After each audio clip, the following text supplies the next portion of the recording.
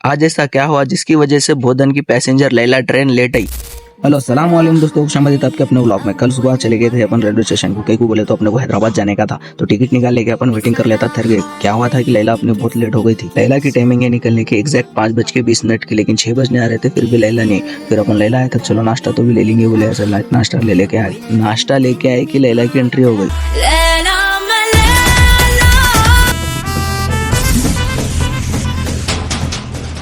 मस्त अंदर आने के बाद सुकून से बैठ के नाश्ता कर लिया। यहाँ पे सुपना फराका सो रहे थे, लेकिन अपने को सोना दिल ने बोला। क्यों बोले तो सुबह का भी बहुत बेहतरीन खूबसूरत आ रहा था, तो वो देख लेते बैठ गया अपन। उसके बाद दबा के भूख लग रही तो पहली फुर्सत में आते अपन बिरयानी पार्सल ले लिया, फिर घर को जाकर सुकून से खा लिए। अपन आते हमारे दोस्तों कॉलेज के काम से काम खत्म करने के बाद वापस स्टेशन पे यहाँ पे बकरियां दिखाने से टाइम पास करने के बाद उतने में अपनी ट्रेन आ गई, ट्रेन में बैठ गया अपन। चलिए इसी के साथ मिलते हैं अगले ब्लॉग में, तब तक ये भाई वीडियोस पसंद आ रहे तो फॉलो करके अपना सपोर्ट बताओ और अपने फैमिली का ख्याल रखो। अल्लाह हाफिज।